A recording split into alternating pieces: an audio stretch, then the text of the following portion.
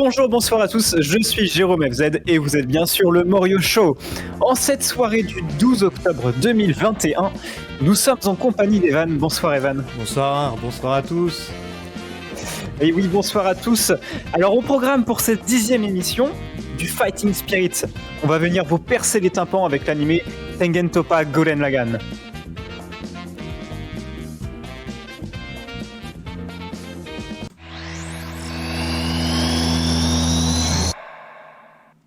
Nous sommes de retour dans l'univers de la robotique japonaise. La science-fiction a toujours un écho particulier au Japon, qui se fascine depuis la fin de la Seconde Guerre mondiale pour les avancées technologiques à travers le monde, notamment occidental. Cette passion pour la mécanique du futur me semble bien ancrée dans une époque, celle de l'arrivée du XXIe siècle, avec l'essor de la technologie et ses promesses de conquête spatiale, de voitures volantes et de villes ultra connectées. Mais alors Evan, qu'est-ce que c'est que le genre mecha ? Eh bien, le terme mecha vient de mécanique et désigne donc tout ce qui va concerner les machines et les robots. C'est carrément un sous-genre de manga et de séries animées qui s'inscrit dans la science-fiction à la sauce japonaise.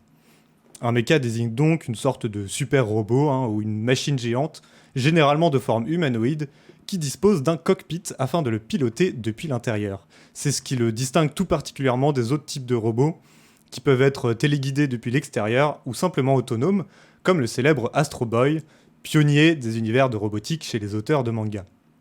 Ces mechas sont souvent issus de grandes innovations technologiques propres à l'œuvre fictionnelle à laquelle ils appartiennent et réalisent des prouesses en étant utilisés pour contrer la pègre ou en tant qu'arme de guerre.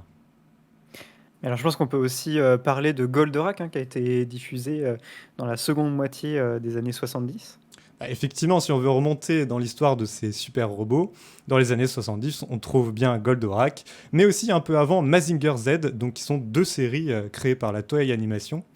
Ces animés en fait mettent en scène des robots géants devenus assez célèbres, humanoïdes, qui ne font qu'un avec leur pilote. C'est ça qui va plaire au public japonais, qui pourra alors profiter de nombreux produits dérivés, notamment sous forme de jouets.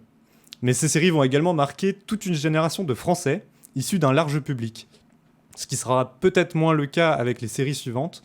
En effet, si le nom de Goldorak résonne de génération en génération en France, on entendra beaucoup moins parler de ses héritiers, des animés ayant principalement du succès auprès de spectateurs spécifiques.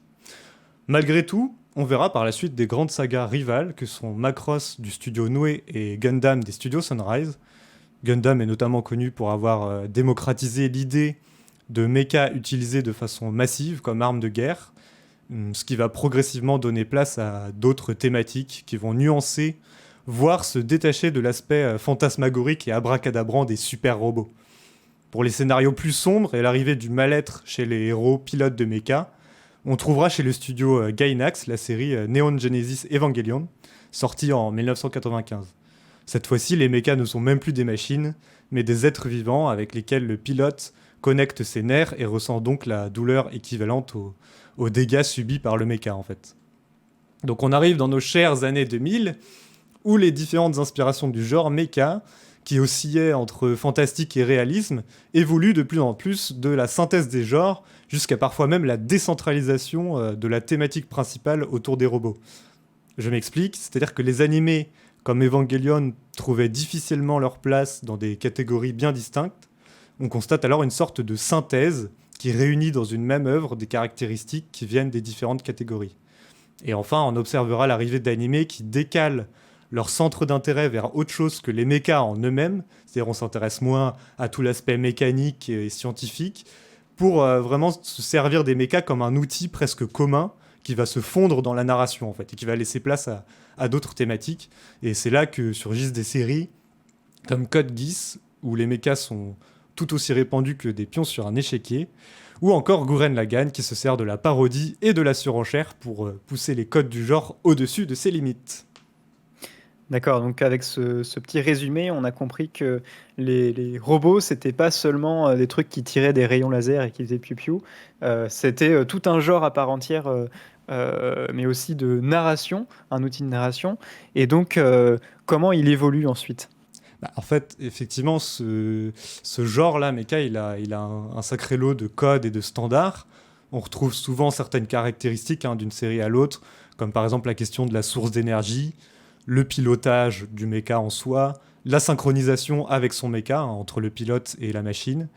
Il y a aussi la présence des vaisseaux spatiaux, parce qu'on a aussi pas mal de space opéra dans ces séries depuis les années 70. Et aussi, bien sûr, des personnages récurrents comme les scientifiques, les commandants de vaisseaux ou d'armées, et puis bien sûr les gouvernants.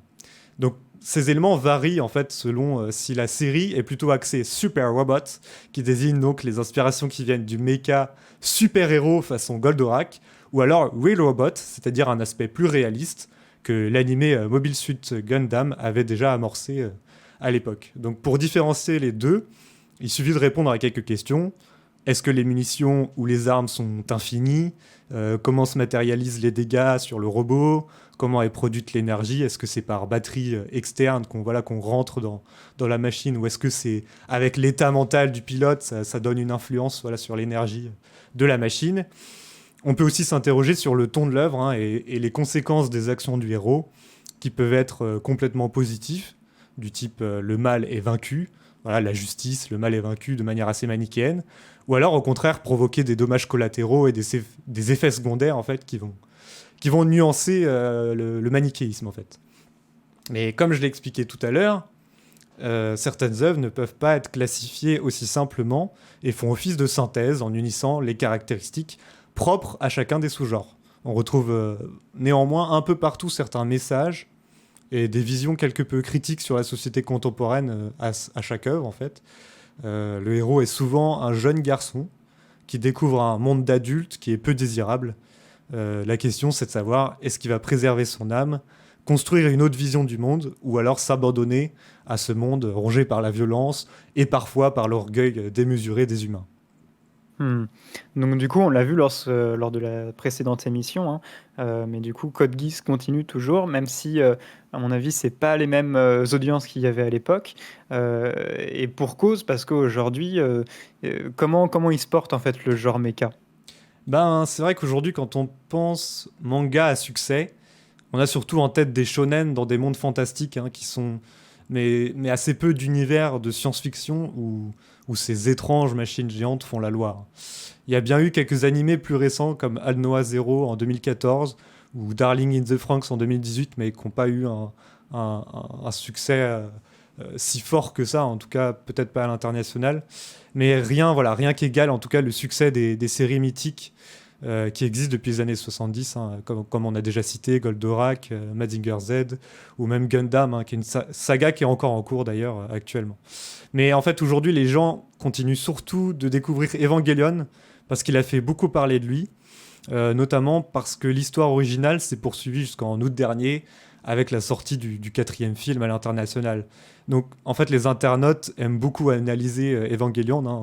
On peut le trouver un peu partout sur YouTube et sur d'autres plateformes où les gens s'expriment. Mais c'est vrai qu'en dehors de ça, je ne sais pas si on peut dire qu'il y a une baisse d'intérêt pour le genre, mais peut-être que les animés de mecha restent dans des sphères assez restreintes et s'adressent à des spectateurs plutôt vétérans du style, on va dire. En tout cas, avec notre émission ce soir, Jérôme, nous avons un chemin à tracer pour que de nouveaux adeptes empruntent cette voie. Chers auditeurs, vous allez vous prendre Gurren Lagann dans la tronche.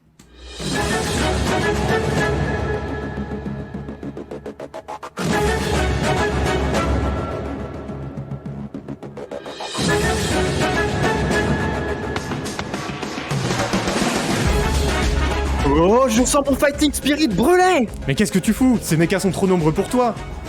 Mais viens, on fonce dans le tas comme dans Gurren Lagann! Non, clairement pas, non. Quoi? T'as pas vu Gurren Lagann? Non mais attends, déjà c'est un vieil animé de 2007, et puis ils ont 27 épisodes pour y arriver. Et en plus c'est totalement réaliste. Tu sais comment ça fonctionne ta machine là? Ouais, c'est comme Simon et son Gundam là. Il faut juste y mettre de la volonté. Alors en fait, dans Gurren Lagann, on appelle ça des gunmen, et ils fonctionnent grâce à l'énergie spirale. En gros, tu mets une clé de contact, tu bouffes un peu et t'as des gigadrilles illimitées quoi. Mais ouais, mais justement, c'est trop stylé d'attaquer avec des grosses foreuses là. En plus, Simon et Kamina, ils sont juste trop cool. Tu sais, quand leurs gunmen ils se fusionnent là, on peut pas fusionner nous? Non mais la physique ça fonctionne pas comme ça. Sans des personnages qui ont un minimum d'esprit pour étudier la question, tes abrutis de Simon et Kamina ne seraient pas allés bien loin. Peut-être, mais sans le charisme de Kamina et moi-même, la rébellion n'aurait jamais démarré. Dans la série, les hommes y vivaient sous terre par peur des hommes bêtes. Mais grâce à l'ambition de Kamina, la détermination de Simon et la précision de Yoko, nos protagonistes ont construit une armée pour faire face à leurs ennemis. D'ailleurs, pourquoi on n'a pas de jolies filles ici ? Il y a que des mecs dans notre équipe. C'était donc ça qui te motivait depuis le début. Dans tous les cas, tu n'arriveras à rien tout seul. C'est impossible. Alors on n'a qu'à fusionner ensemble, et comme ça on pourra repousser plus loin les limites de l'impossible. Crois en moi qui crois en toi, Sakazuki. Ok, c'est parti. Plus ultra. Non, c'est pas le bon animé, Sakazuki. Moryo-Show. Le Moryo-Show. Bien, nous entrons maintenant dans notre rubrique analyse qui a en réalité deux vocations, puisqu'il s'agit d'abord de vous offrir une certaine lecture de l'œuvre qui donne matière à échanger, mais aussi d'attiser la curiosité de ceux qui ne connaîtraient pas encore l'œuvre. Et oui, parce que il n'y a pas de spoil ici, on dévoile pas les dénouements de l'intrigue et on veut pas gâcher la surprise de la découverte de cette série pour chacun. Exactement. Alors du coup, qu'est-ce qu'on peut dire sur Gurren Lagann ? Je pense que la chose qui nous paraît le plus évident quand on commence la série, c'est que c'est vraiment une lettre d'amour au genre mecha, mais dans un style parodique. Bah, effectivement, en fait, on a quelque chose qui va se baser à la fois sur l'absurde et sur la surenchère pour construire un animé hautement énergique, hautement dynamique. Et c'est sûrement ça, évidemment, qui va plaire aux adeptes de Gurren Lagann. En tout cas, pour ceux qui ne connaissent pas, ça peut être un argument qui vous donne envie d'aller le voir, c'est-à-dire ce côté vraiment, et c'est ce qui marque dès le début, dès le premier épisode, un côté vraiment au départ très léger, pas sérieux, mais qui reprend en fait tous les codes des mechas, Jérôme. Ouais, alors ça reprend vraiment même du shonen en étant plus large, parce qu'on a toute cette histoire de volonté avec Simon et son gunman qui fonctionne juste à l'état d'esprit un petit peu de Simon. S'il a de la volonté ou pas, il va ne plus du tout fonctionner d'un coup. Donc c'est vraiment du shonen 100%. On y reviendra après, mais il y a d'autres codes du shonen qui sont tout autant présents. On sait très bien ce qu'on veut dire. Oui. Et puis oui, alors du coup, cette surenchère en fait, c'est si on peut le comparer un petit peu avec, par exemple, Code Geass qu'on a eu en dernière émission, c'est le JoJo du Code Geass un petit peu, parce que c'est de la surenchère à l'infini.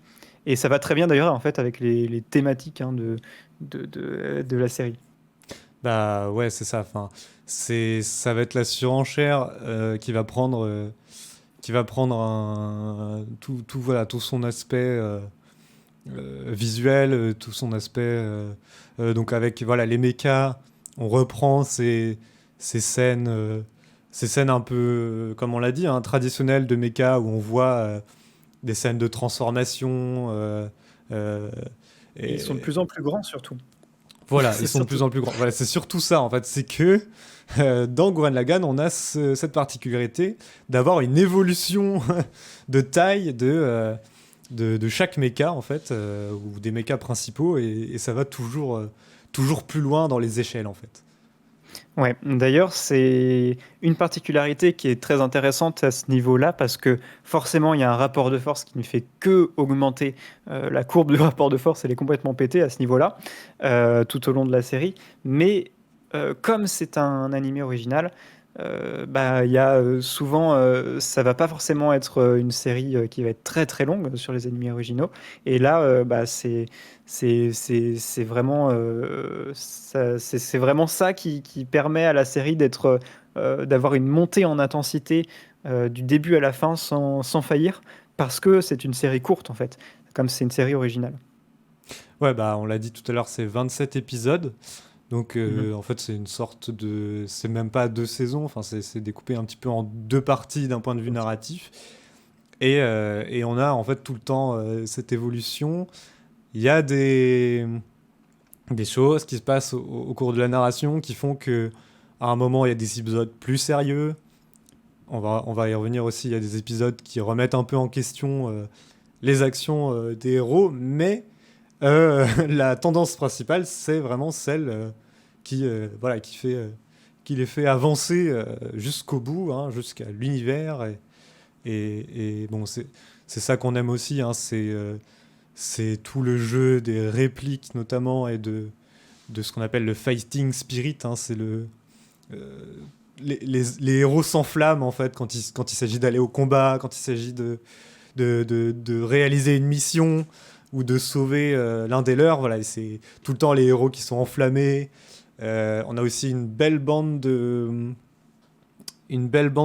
personnages qui ont chacun un petit peu leur rôle. Donc il y a les protagonistes évidemment entre Simon, hein, qui est donc un jeune garçon au départ, qui est accompagné par son grand frère spirituel entre guillemets, Kamina, donc qui est un personnage vraiment charismatique quoi. C'est le personnage que tout le monde adore et tout ça. Ils sont aussi accompagnés par Yoko, donc qui est un peu la fille, voilà, qui est bien douée au niveau qui se sert surtout d'une sorte de fusil sniper là. Donc on a une diaspora de personnages et donc à partir de ce noyau dur et aussi avec un scientifique justement, on en parlait, quelqu'un qui va s'occuper un petit peu des réparations et des améliorations des mechas, et ben on va avoir ensuite de plus en plus évidemment la bande qui s'élargit, mais avec des personnages qui font un petit peu office théâtralement quoi, de petits rôles parfois comiques. On a des jumeaux, on a voilà un canonnier complètement fou. Donc il y a tout cet esprit-là hein, qu'on retrouve. Et c'est pas mal des archétypes de personnages, on en parlait en off. Voilà. Euh, notamment Kamina qui est vraiment là pour le coup, c'est le modèle, c'est le personnage qui va déclarer je suis un homme et j'ai des rêves d'homme et en fait tu vois ça c'est alors en ce moment je suis en train de refaire One Piece et on voit un petit peu les balbutiements un petit peu des premiers personnages et de comment est-ce qu'ils s'affirment et il y a beaucoup ce truc de montrer des personnages qui contre toute adversité eux ils n'abandonnent jamais euh, parce que c'est la volonté vraiment qui va déterminer le vainqueur. Et là, en fait, dans Gurren Lagann, c'est vraiment ça, mais en fait, c'est Kamina en est l'archétype parfait de ce genre de réflexion. Et surtout, la série va mettre en avant ça. En fait, ils vont dire, bah ça, c'est la chose qu'il faut suivre en fait. Absolument, si on veut y arriver dans cet univers, c'est ne jamais abandonner. Et bah, même si normalement il y a 0% de chance de battre tel ou tel mecha, ou voilà, et bah, si tu n'abandonnes pas, si tu as cette volonté, ces rêves d'homme ou ce genre de choses, et bah, tu vas quand même y arriver contre toute adversité.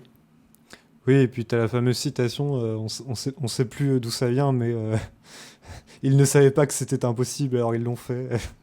c'est, c'est vrai qu'il y a un peu ce côté-là.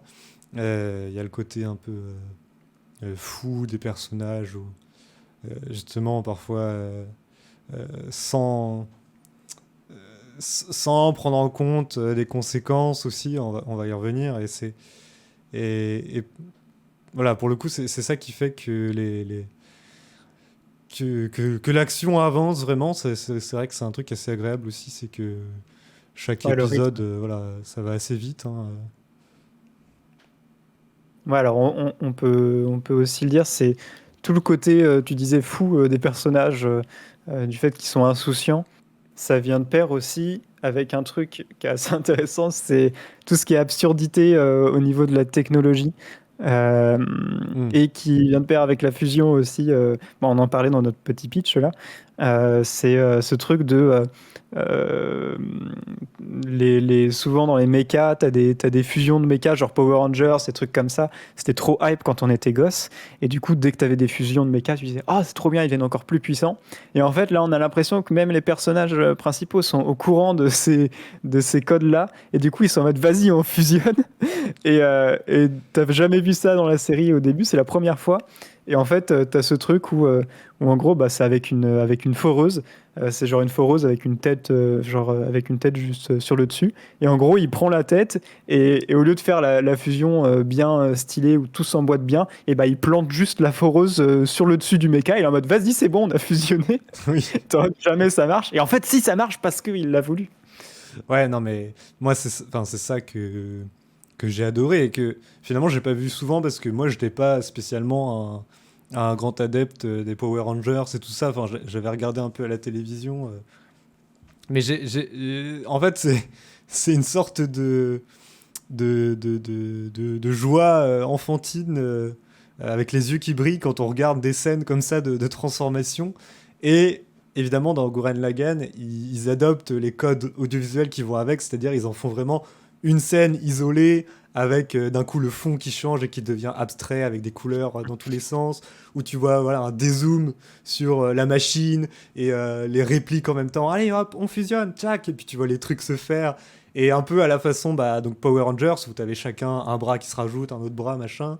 Mais aussi toutes les scènes qu'on trouve dans les shoujo style Magical Girl et tout ça, où t'as enfin les shonen shoujo, où t'as où il y a les scènes spécifiques à chaque épisode, où c'est exactement la même scène et les mêmes plans, où tu vois les filles qui se transforment avec leurs costumes de combat et tout ça, et ça brille de partout, quoi. Donc c'est vraiment ces scènes-là qu'on regarde avec des étoiles dans les yeux. Et tu parlais de One Piece tout à l'heure, c'est ce qu'on retrouve aussi dans One Piece à chaque fois autour de Franky, donc le cyborg de l'équipage dans One Piece, où à chaque fois qu'il a une nouvelle invention, t'as les autres membres de l'équipage qui le regardent, surtout les garçons, qui le regardent avec des yeux en étoile, quoi.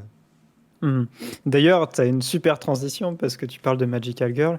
Là, on va parler des girls en fait tout court sur la série.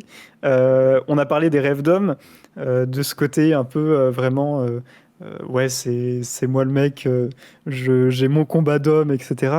On peut parler aussi des personnages féminins et de ce qu'ils apportent en termes de stéréotypes parce que c'est assez, voilà, c'est assez particulier.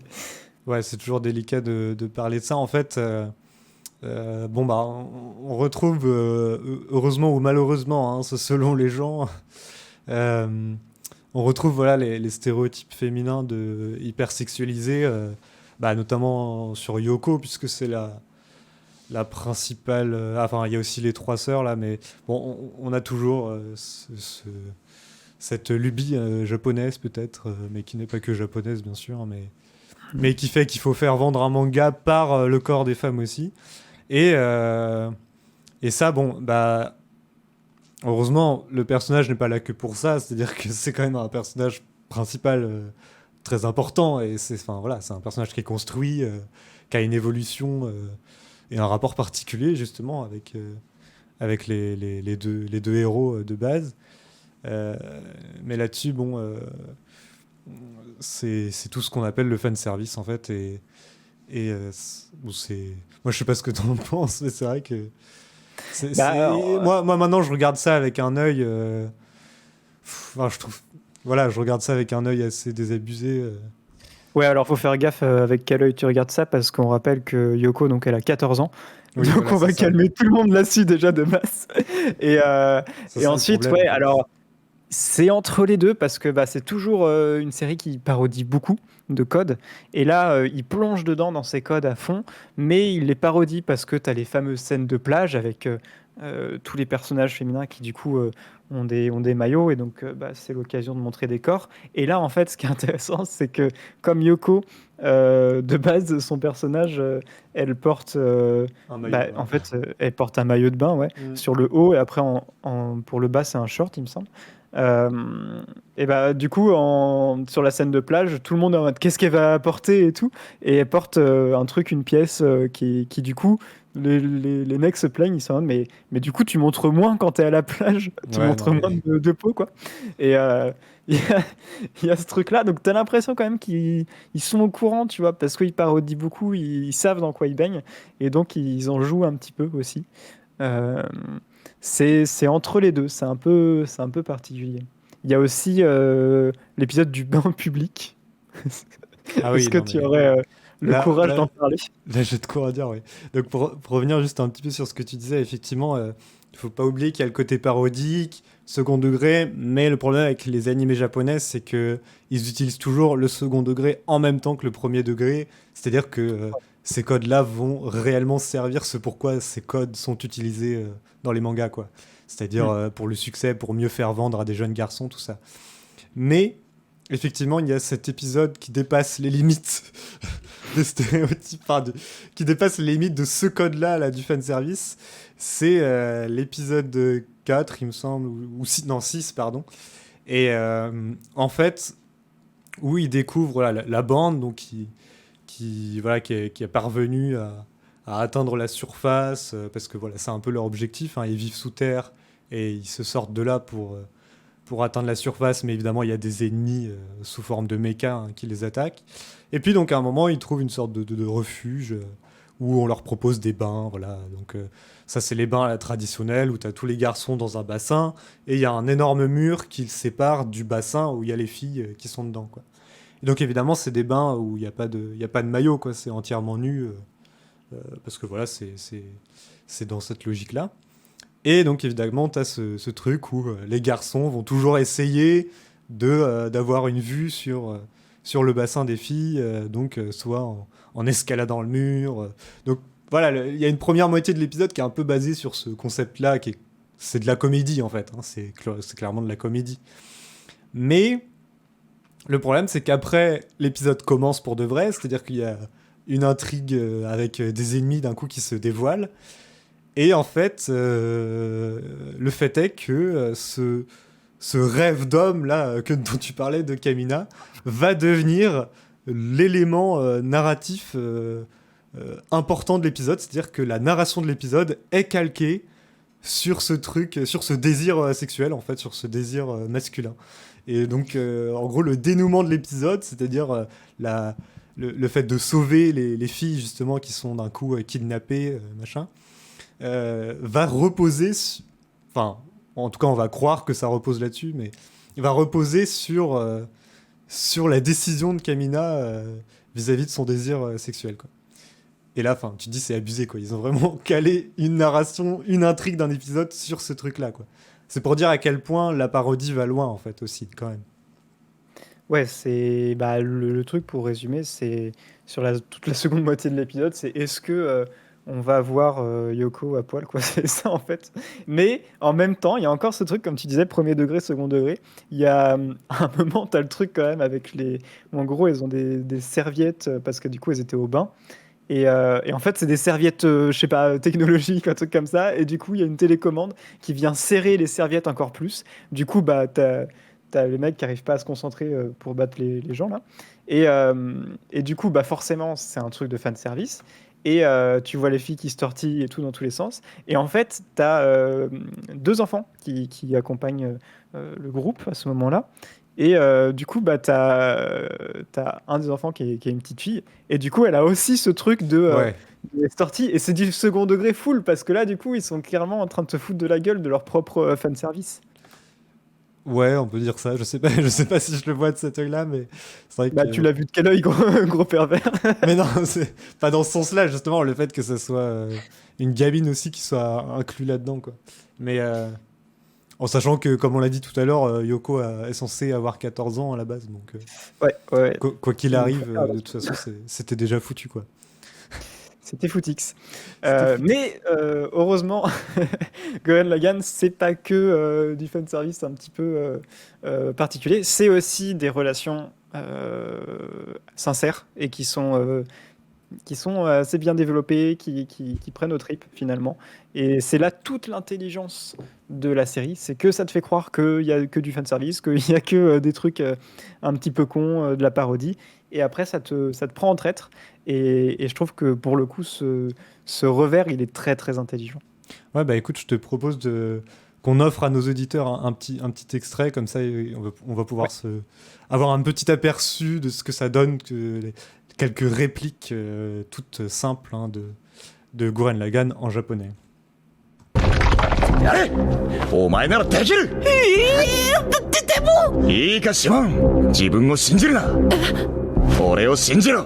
お前を信じる俺を信じろ。何それ。 Voilà, donc ça c'était la fameuse réplique Simon, ne crois pas en toi, crois en moi qui crois en toi. Et donc c'est ce que Kamina, le grand frère spirituel, le grand personnage charismatique, le modèle, va dire à Simon pour qu'il ait un peu plus confiance en lui au tout début de l'œuvre. Il va continuer évidemment de le dire au fur et à mesure des épisodes.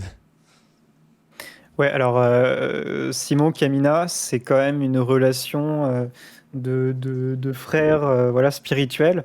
Et c'est surtout du. Je pense que c'est quand même du développement personnel, c'est passage à l'âge adulte. On le retrouve. On a déjà parlé d'ailleurs de ce genre de thématique sur l'émission. Bah, c'est assez Et là, récurrent. Ouais. ah oui, c'est super récurrent, mais là, c'est vraiment. Je trouve que c'est bien développé sans. Voilà, on rentre pas non plus trop dans les détails, mais c'est vrai que le personnage de Simon, il va quand même vivre des épreuves qui vont vraiment le marquer. Ça, on le voit vraiment. Ça, c'est ça qui est intéressant, c'est que il met quand même du temps pour se remettre de certaines épreuves. C'est pas d'un épisode à l'autre. Tout va bien, il s'est rien passé. Il y a quand même ce développement qui est sur la durée. Et après, voilà, dans la deuxième partie de la série, il devient, je trouve, un personnage qui est très accompli, en fait. Alors, c'est délicat d'en parler. On peut pas en parler trop dans les détails pour ne pas tout dévoiler les éléments de l'intrigue, mais effectivement, on a cette évolution du personnage. Et j'ai l'impression, effectivement, comme tu dis, que la deuxième partie laisse de côté, c'est-à-dire passe à autre chose vis-à-vis de ce développement personnel de Simon. Moi, ce que je pense, c'est que les premiers épisodes de Gurren Lagann nous disent, en fait, Simon doit acquérir sa place de personnage principal. Et comme il y a Kamina qui est à côté et qui est... Voilà, c'est son aîné, il est plus développé, il est plus affirmé. Il y a cette relation un peu comme ça pas de jalousie, hein, attention, mais alors si peut-être un petit peu quand même, mais plutôt surtout du sentiment d'infériorité. Et en fait, il y a un moment, il va falloir que Simon s'accomplisse personnellement, et justement son objectif un petit peu interne, on va dire, d'un point de vue narratif, ce serait en fait déjà d'acquérir la place vraiment de personnage principal, quoi, pour éviter de rester dans l'ombre de Kamina. Ouais, je pense qu'il y a tout un pan aussi de ce développement et de du fait de s'affirmer en tant que personnage principal ou même s'affirmer soi-même. Ça passe par... et là, on peut refaire un lien avec le fanservice, comme quoi ça ne s'arrête jamais. Ça passe par les relations aussi, les sentiments amoureux, en fait. Ouais, il y a oui. quand même ce truc. Hein. Oui, ça passe avec Yoko, quoi. Ouais, c'est ça. Il y a quand même des tensions amoureuses autour de Yoko. Simon, il est pas fermé à cette idée-là. Et en fait, c'est des trucs de jeunesse qui sont ensuite, après, plus développés avec Nia, qui est un autre personnage féminin, qui arrive un peu plus tard. Et qui, elle, en fait, reconnaît... je pense que c'est vraiment la première personne à reconnaître Simon comme étant Simon et pas seulement un Kamina wannabe. Ouais, c'est une sorte d'arrivée d'un nouveau personnage à un moment donné, voilà, qui fait que ça va donner un nouveau point de vue justement à Simon, et il en avait besoin, peut-être parce que justement il était à un moment trop enfermé dans ses relations avec Kamina, avec Yoko, et qu'il lui fallait peut-être un nouvel horizon en fait, hein, finalement. Il y a aussi le rapport avec Rossio qui est important. Alors tu vas en parler, Jérôme, mais pour réintroduire Rossio, c'est un perso qui apparaît assez tôt dans l'œuvre, donc qui est pareil, qui a un peu le même âge que Simon en fait, environ. Et donc c'est un jeune garçon qui à un moment que la bande rencontre dans un village qui justement est assez à une sorte de dogme qui voue un culte à un dieu qui s'avère être en fait une tête de mecha, mais eux ils ont pas, enfin le peuple du village ne connaît pas vraiment les mechas et tout ça, à part en tant que menace, justement, qui vient de la surface, quoi. Et puis, donc, il y a ce garçon-là qui va les suivre hein, dans l'histoire, qui va être un perso assez important. Et dans la partie 2, eh ben, il va servir un peu justement de ce que je disais tout à l'heure, de cette nuance, ou en tout cas cette remise en question. Ouais. Clairement, avec le background de Roshu, c'est clairement ça. En fait, il était un peu destiné à avoir ce côté bien plus moral, euh, parce qu'il était question dans son village de rationner des vies, parce qu'ils ils avaient juste pas assez de ressources en tant que village pour être plus de tant de personnes. Et, euh, et en fait, dans cette deuxième partie, il y a toute une question sur un développement démographique assez rapide. Et, euh, et en fait, il y a eu on va dire une menace ou quelque chose qui a été dit comme quoi ils devraient se limiter à tant de personnes dans leur société. Et en fait, forcément, ça refait écho avec le passé de Roshu. Et donc, euh, il va, euh, il va prendre un peu ce côté plus moralisateur. Et il va y avoir quelques tensions qui vont se créer autour de lui. Mais ça vient mettre de la nuance dans une série où tous les personnages sont en mode on fonce quoi. Bah, c'est ça qui est intéressant, c'est que effectivement, on a enfin dans la narration ce truc de nuance, ouais, effectivement, et d'un coup, il y a un obstacle qui est plus proche du héros et qui n'est pas qu'un obstacle extérieur qui vient des antagonistes, des méchants, mais voilà, de ça. Et en fait, de ce personnage-là qui est normalement son ami et aussi, voilà, qui à ce moment-là de l'histoire est son plus proche conseiller, en fait, on va dire. Et en fait, tout ça, ça pose un peu la question de. Et on va avancer parce que l'heure tourne. Ça pose un peu la question de cette lutte un petit peu entre le côté responsabilité, euh, qui appartient peut-être au monde adulte aussi. Hein. Il y a encore cette vision-là hein, de la personne qui rentre dans le monde adulte. Donc le côté responsabilité, régulation, c'est-à-dire euh, mettre des freins à des choses, ou en tout cas mettre des limites. Et à l'inverse, ce qui est plus incarné par l'idéologie Kamina et Simon, c'est-à-dire vraiment la lutte jusqu'au bout, c'est-à-dire on va vraiment loin, on va jusqu'au bout, et on s'intéresse même pas aux conséquences, c'est-à-dire que c'est pas qu'on ne veut pas, c'est pas qu'on veut fermer les yeux sur les conséquences, c'est que même on n'y pense même pas en fait. Ouais. Alors là-dessus, on a deux points de vue différents sur Ouais. ce traitement. Euh, donc, comme je disais, il y a un développement rapide de la société, au point démographique, mais technologique aussi. Et il y a ce truc un peu où on commence, au tout début de la deuxième partie, à voir un peu des conséquences sur cette façon de faire, la façon Kamina, on va l'appeler, la façon de faire qui est de foncer, et voilà. Il y a des réelles conséquences qui se passent. Et puis, du coup, ça vient remettre en question un petit peu cette façon de faire. Ça souligne les propos de Roshio. Et après, il y a un truc en mode non, mais en fait, on fait quand même comme on veut et on va, on va, on va réussir à leur foutre plein la tronche aux ennemis. Et, euh, et après, on revoit plus ce côté nuance dans le propos. Et c'est particulier, c'est très bizarre. En fait, ça peut pas être là. Moi, je pense que ça peut pas être là pour rien dire. Euh, et dans ce côté parodique, dans ce côté, on est très au fait des codes shonen, des codes mecha, etc. J'ai l'impression qu'ils essayent quand même de faire une espèce de satire un petit peu de notre société, de l'état actuel, un petit peu de toute cette consommation. Ouais, de faire une satire un petit peu générale et de dire bah voilà, nous on est des Kamina, on fonce la tête baissée sans penser aux conséquences. et c'est peut-être pas le plus drôle et le plus divertissant, donc c'est pour ça qu'on va pas se concentrer là-dessus, mais il y a des stops à mettre à certains moments. Et là-dessus, je sais pas, je sais que t'as pas le même avis que moi. Bah, en tout cas, si, cet avis-là, on le voit et ça fait écho toujours plus aujourd'hui, puisque c'est de plus en plus médiatisé, cette notion de il faut commencer à s'arrêter, le réchauffement climatique, tout ça.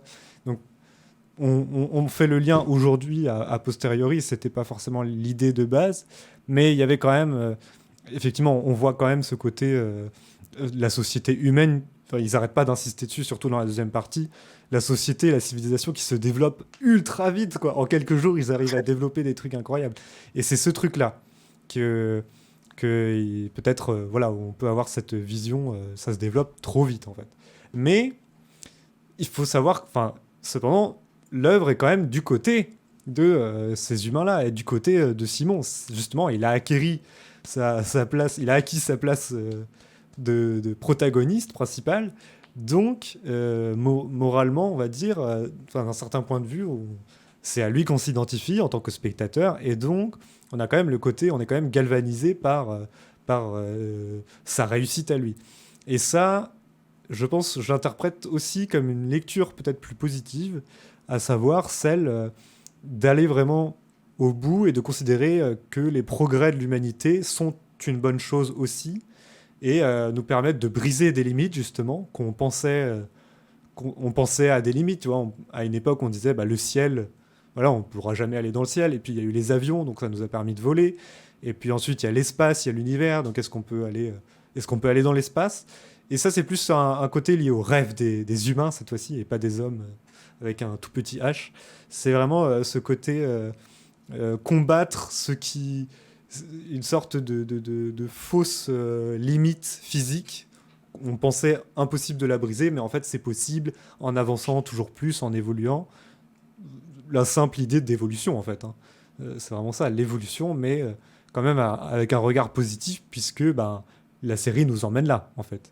Et donc c'est le parti pris des auteurs, si on peut dire, quand bien même il y aurait quelques nuances à tout ça. Et il y a un terme, une forme d'expression importante, puisqu'elle donne son nom à une chanson, à des paroles de chansons dans la série, c'est combattre le pouvoir, hein, fight the power. C'est vraiment cette logique de le pouvoir, qu'est-ce que c'est ? Le pouvoir, c'est ce qui est au-dessus, c'est ce qui gouverne, c'est la chose qui est puissante, en fait. C'est-à-dire, il n'y a rien au-dessus du pouvoir dans sa définition, on va dire, essentialiste, quoi. Et donc, combattre le pouvoir, c'est cette idée de toujours, quand bien même on a quelque chose au-dessus de nous qui est censé nous diriger, qui est censé avoir du pouvoir sur nous, du contrôle, et toujours, c'est cette notion de ne pas l'accepter, en fait, et de toujours aller à son encontre, en fait. Donc en fait, si on veut résumer un petit peu tout ça par rapport à tout ce qu'on vous a dit dans l'analyse, Gurren Lagann, c'est une série qui ne se veut pas en fait conventionnelle au niveau shonen, puisqu'ils font de la parodie, mais pourtant qui, lorsqu'on commence un petit peu à aller un petit peu plus loin dans les thématiques, les messages, se veut totalement shonen en fait. C'est-à-dire qu'il parodie les codes du shonen, mais au final, c'est une série non conventionnelle shonen et pourtant standard. C'est très particulier. Non conventionnel standard, voilà. Et c'est justement cette musique dont je vous ai parlé. Je vais pouvoir vous la faire écouter juste après ça, et ensuite on pourra se permettre alors de discuter un petit peu plutôt de l'univers graphique et sonore de l'animé. Morio Show. Le Morio Show.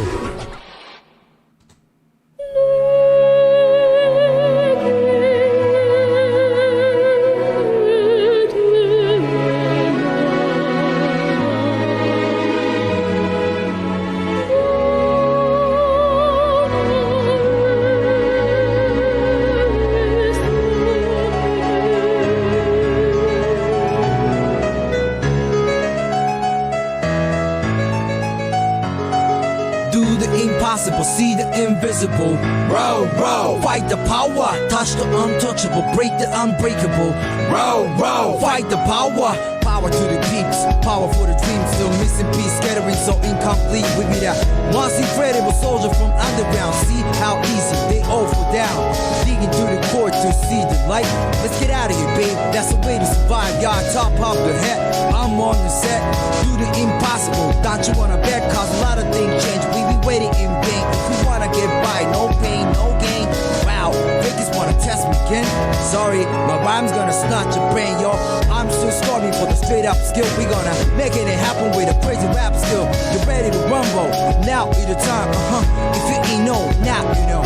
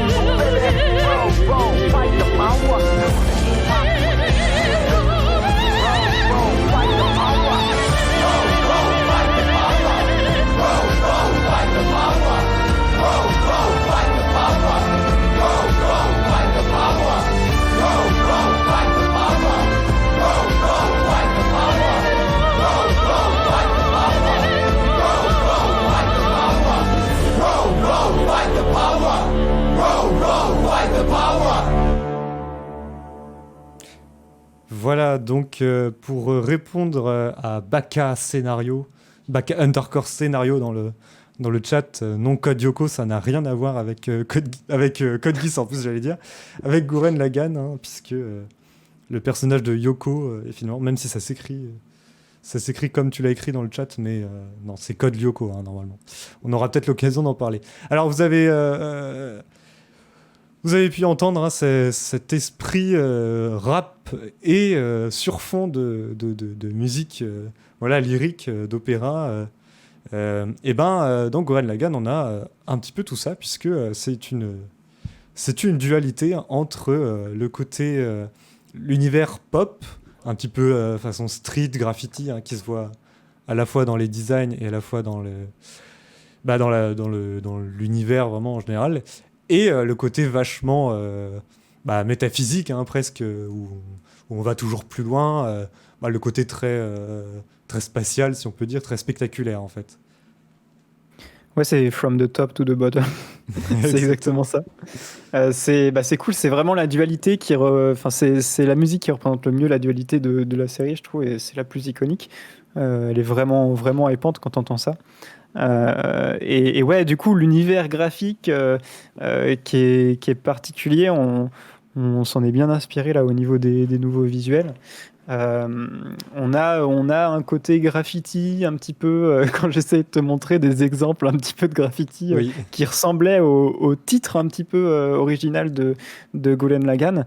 Et même ce style un peu sur les dessins ou les artworks, un style un peu tu sais, très pointu, tranché, et même brillant, un petit peu exactement, bah, justement comme des graffitis. Ouais, bah tout à fait. Bah, ça, c'est tout l'aspect, la charte un peu graphique, l'aspect graphique de la série, hein, ça va se baser là-dessus. Et il y a notamment euh, donc l'animation en général, voilà, qui est faite. Et puis il y a notamment parfois des sortes de freeze frame, hein, donc des arrêts sur image à des moments précis où d'un coup on a des visuels plus travaillés, d'un coup avec où d'un coup on voit plus la notion d'ancrage qui ressort. Parce que quand on regarde une série animée, euh, quand bien même elle est très travaillée hein, visuellement, il y a un côté, c'est l'animation qui prend le pas, c'est l'histoire, etc. Et on a un côté un peu harmonieux, en fait, lisse, où il faut à la fois que ça soit intéressant visuellement, donc il y a de la création originale, mais en même temps que ça soit pas trop, parce qu'un animé qui serait trop tout le temps. Bon, c'est Jojo, hein, mais un animé qui serait trop. Voilà, bon, c'est une harmonie à trouver, un équilibre, quoi. Et des fois, on a donc ces fameux arrêts sur image, ou alors des scènes qui rentrent dans des dispositifs visuels particuliers, comme le monochrome ou les images désaturées, donc c'est-à-dire auxquelles on enlève de la couleur pour appuyer des moments plus sérieux. Ouais, c'est vraiment présent, pas juste en effet de style pour faire bien. C'est vraiment, tu sais que c'est réfléchi, ça a des moments particuliers. C'est là, c'est harmonieux en fait dans le style, je trouve. Ça s'ancre très bien parce que c'est des choses qui sont réfléchies. Et aussi, je voulais dire au niveau de la dualité, tu as ce truc qu'on peut retrouver aussi, alors que c'est bien différent, sur Samurai Champloo, entre l'ère Edo avec les samouraïs et tout, et tout l'aspect graphique et la bande son qui est une bande son en mode pop, chill, un petit peu. Je sais pas si tu Oui, vois, les tu la connais remixes, un petit peu oui, cette oui, bien OST. sûr, je vois. Oui, oui, il y a, Ce serait bah... même pas mal qu'on en parle hein, un petit peu sur une émission peut-être. Ah bah avec plaisir, oui, non, c'est vrai que c'est un animé que j'ai envie de découvrir aussi et que j'ai pas encore découvert d'ailleurs. Mais effectivement, il y a ces côtés-là. Et, comme tu disais, c'est pas ces moments-là, comme je disais, monochromes qui arrivent sur certaines scènes. En fait, je pense que on les remarque presque pas. Enfin, on voit pas le changement. C'est suffisamment bien fait pour que ça arrive comme ça à un moment. Nous, on l'a remarqué Mm. peut-être parce qu'on justement on a regardé attentivement la série pour cette émission et que, voilà, on a essayé de choper les éléments intéressants à dire. Mais c'est vrai que effectivement, c'est pas dans la même démesure que, pour le coup, visuellement, c'est pas dans la même démesure que Jojo, à part peut-être euh, sur les effets, tout ce qui est explosion et tout ça, où là, la surenchère est aussi illustrée graphiquement avec des explosions qui sont beaucoup trop grandes par rapport à l'objet qui explose, voilà, avec des trucs qui éclatent, des rayons pas croyables, et parfois même des fonds et c'est pour ça que je fais référence à Jojo aussi, parce qu'on a souvent des backgrounds qui sont derrière les personnages, qui ne sont plus le décor, mais qui sont un fond abstrait, ou alors... Et là, dans Gurren Lagann, on retrouve cette idée-là de fond, où des fois, c'est des galaxies qu'on voit derrière les combats. Mm. Voilà, enfin, c'est toutes ces choses-là, quoi. Ouais, on a aussi au niveau du graphisme encore tout le côté démesuré quand même dès l'épisode 1. où on voit un vaisseau dans l'espace et ça part d'un personnage, donc à la taille d'homme, quoi. Et t'as tout ce dézoom, tu vois de quoi je veux parler? T'as tout ce dézoom avec vraiment du flou de bouger et tout. Et tu vois tout le ponton du vaisseau, et après Oui. ça dézoome, tu vois un autre truc encore plus grand, encore plus grand, encore plus grand. Et en fait, tu commences la série et t'es déjà en waouh, tu vois des échelles de grandeur qui sont assez incroyables jusqu'à ce que ça devienne du n'importe quoi, parce que tu te demandes comment est-ce que les personnages peuvent même comprendre ce qu'ils voient en fait. Mais Ah c'est oui. juste trop bien parce que tu laisses tout ça de côté et du coup tu peux te permettre au niveau de la mise en scène d'avoir des choses comme ça en fait qui sont vraiment cool et qu'on voit pas ailleurs en fait. Oui, c'est assez intéressant, c'est le côté, euh, je voulais dire vertigineux en fait, des fois même, Ouais. Mm. parfois de cette échelle qui est bien trop grande. Et c'est aussi ce qui m'a le plus marqué, moi, enfin, c'est sur justement ce côté super robot ou comparé au real robot dont je parlais en début d'émission, c'est ce personnage, ce mecha qui est incarné par le personnage principal qui va faire apparaître des foreuses, parce que c'est son arme, en fait, c'est des foreuses, quoi. Donc déjà, c'est assez peu commun, mais qui va réussir à en faire apparaître en s'asseyant sur toute logique de conservation de matière, hein. C'est-à-dire que on va créer des foreuses géantes parce que on n'est plus du tout là, on est dans cette démesure-là d'un point de vue visuel, quoi. Et ce qui est intéressant sur les graphismes, c'est tout ce qui a été fait à côté aussi, Jérôme, de la série originale et qui n'est pas paru, qui n'a pas été diffusé dans les épisodes, mais qui ont été ce qu'on appelle les parallel works. Oui, qui sont sortis, si je ne m'abuse, pour les sorties DVD, Blu-ray à l'époque. Bah, du coup, plutôt DVD vu la date. Et en mode bonus, quoi. Et donc, en fait, c'était des petits épisodes en mode clips musicaux. Parce qu'il n'y avait pas de sound effect ou très peu, et surtout pas de dialogue. C'était vraiment les musiques de la série, enfin une musique même en particulier pour chaque vidéo. Et puis il y avait de l'animation, et cette animation était toujours réalisée par un réal différent en fait à chaque épisode, ce qui fait que ça donnait vraiment des choses intéressantes. Et ça rapportait quelques petits éléments d'intrigue qu'on n'avait pas pu avoir, l'acquisition d'un mecha d'un autre groupe ou des choses comme ça. Et moi j'ai connu ça en fait avant, je crois, dans une AMV, donc des montages avec plein d'animés dedans et tout.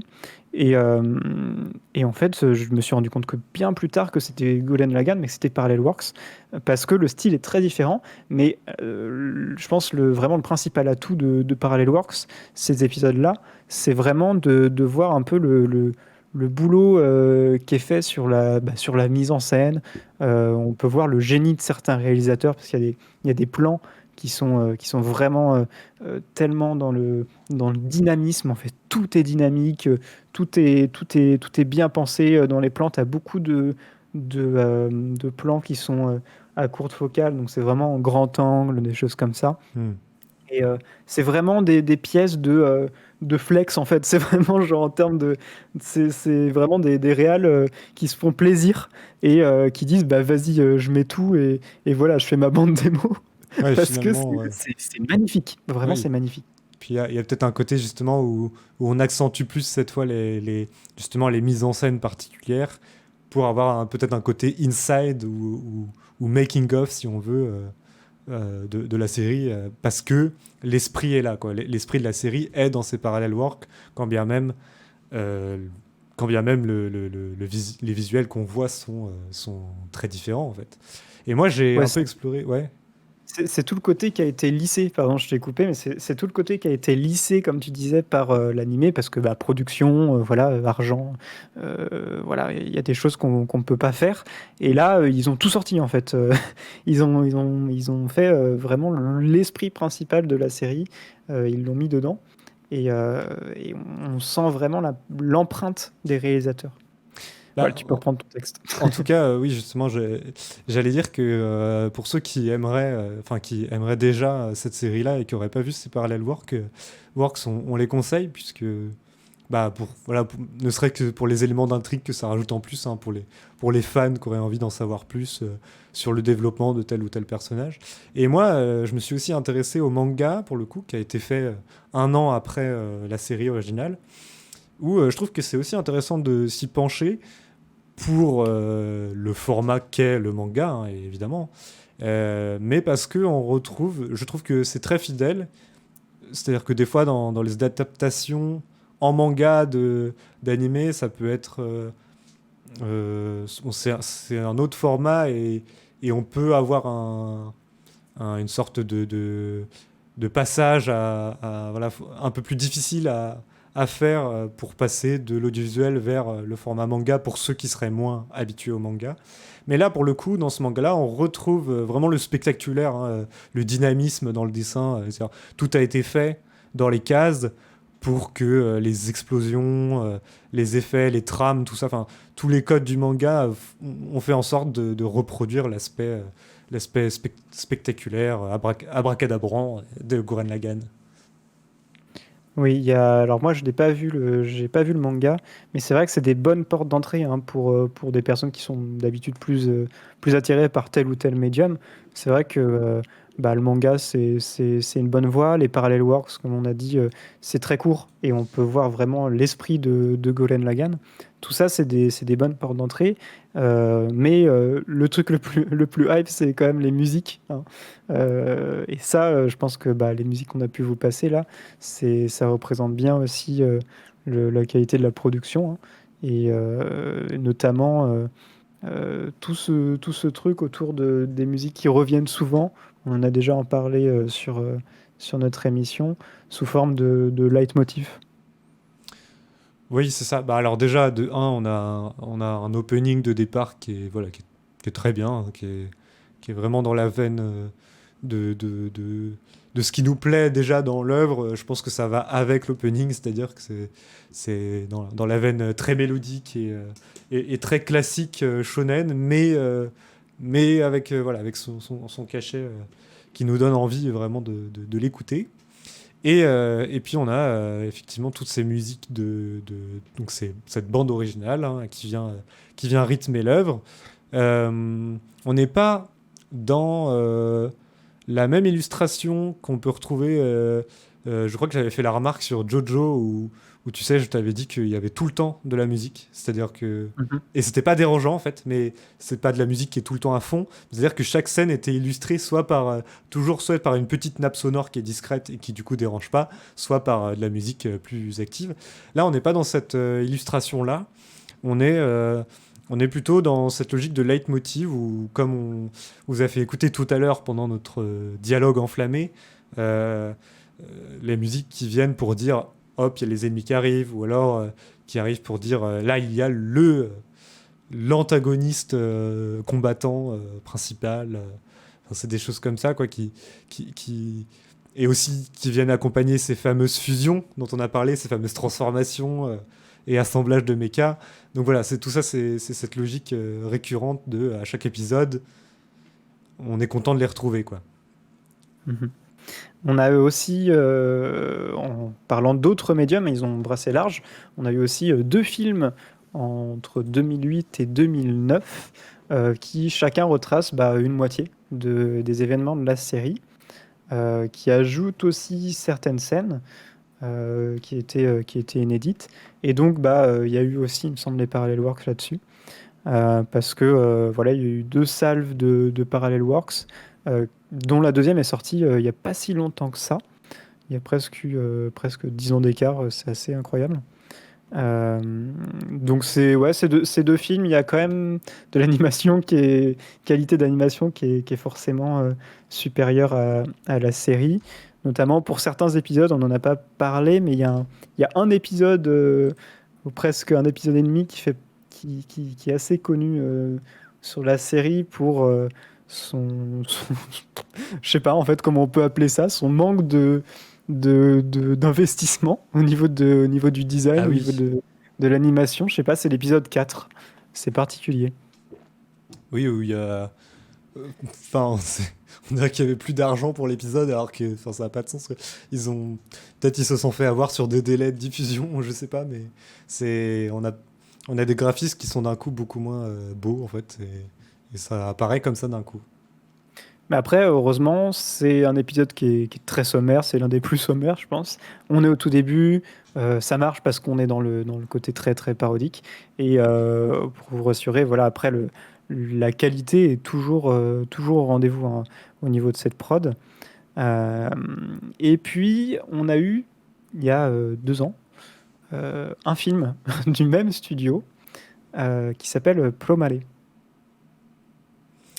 Ouais, et ça, c'était le film, donc toujours dans la même veine du mecha, avec des graphismes plutôt simplistes, mais toujours bien colorés, bien dynamiques, et qui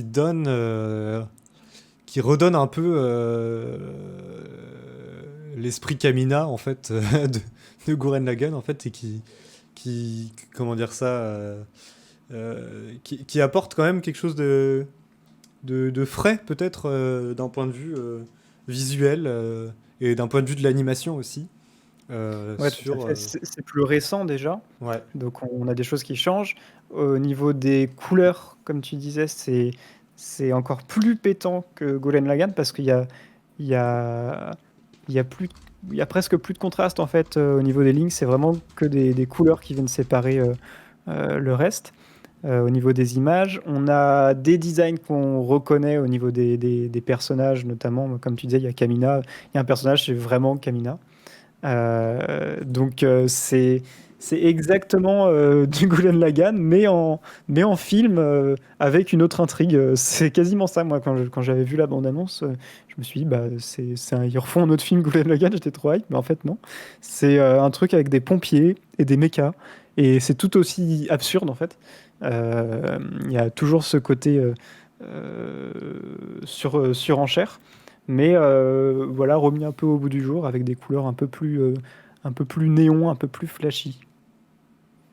Bah ouais, en tout cas, ça donne vraiment envie de voir. Bah, je l'ai pas vu, mais pour le coup, ça donne vraiment envie de le regarder.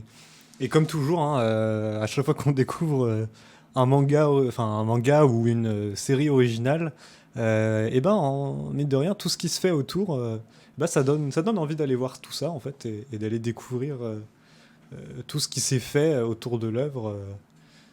En termes de films, et puis même parfois de jeux vidéo. Je crois pas qu'il y a des jeux vidéo Gurren Lagann qui existent. Peut-être qu'il y en a un, il me semble, mais... Il y en a un, possible que ce soit sur DS.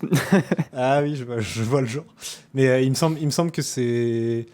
Il me semble que c'est un jeu du style... je sais plus comment on appelle ça, là, mais c'est des scénarios, tu sais, interactifs, là, avec des dialogues. Enfin, je crois que c'est pas si hypant que ça, en fait. Mais, D'accord. Ah oui, c'est pas ouf, en fait. je crois que c'est ça, ou je sais plus si c'était le cas pour un autre. Non, mais. Ou alors c'était peut-être pour Code Geass que j'avais vu ça. Ouais, je confonds, c'était pour Code Geass que j'avais vu qu'il y avait l'un des jeux où justement les gens se plaignaient parce qu'ils disaient, mais attends, la série mérite bien mieux que ça. Qu'un simple. Enfin, c'est juste l'intrigue remis en dialogue, quoi. Et je me rappelle plus du nom du genre de jeu vidéo que c'est. Ben voilà, on est là aussi pour vous empêcher de jouer à des jeux qui sont pas fun, tout simplement. Bien sûr, bien sûr. Bon, écoutez, je crois qu'il est temps de nous quitter, Jérôme. Et oui, on a dépassé l'horaire. Hein. Non, je crois qu'on avait commencé en retard, donc c'est bon, ça rentre, Oui, comme ça rentre dans notre quota d'heure. Ok. Bon bah écoutez, je vous remercie beaucoup pour les gens qui étaient sur le live. C'était très cool de faire cette émission sur Gurren Lagann. On essaye encore d'autres choses, de nouvelles choses au niveau des rubriques. On essaye de l'acting. On essaye plein de choses. On espère que c'était assez dynamique. On s'efforce de le faire de plus en plus. Donc voilà, n'hésitez pas à nous refaire des retours parce que c'est vraiment ça qui nous fait avancer. Bah moi, écoute, Jérôme, je te souhaite à la semaine, non pas prochaine, mais à la suivante, hein, pour le 28 octobre, si je ne dis pas de bêtises. Yes, on peut peut-être donner le sujet, les prochains oui, lives. écoute, j'ai quelque chose de tout à fait préparé pour ça, comme tu sais, comme d'habitude. Trop de transition, trop de professionnalisme. Eh bah oui, allez, bonne soirée à tous, et bonne soirée à toi, Jérôme. Salut, bonne soirée. parce que nous ferons le tour complet de cette œuvre et que nous la comprendrons jusqu'à la dernière case, jusqu'à la dernière seconde. JoJo's Bizarre Adventure, prochaine émission, le mardi 26 octobre. Partie 8, Jojo Lion.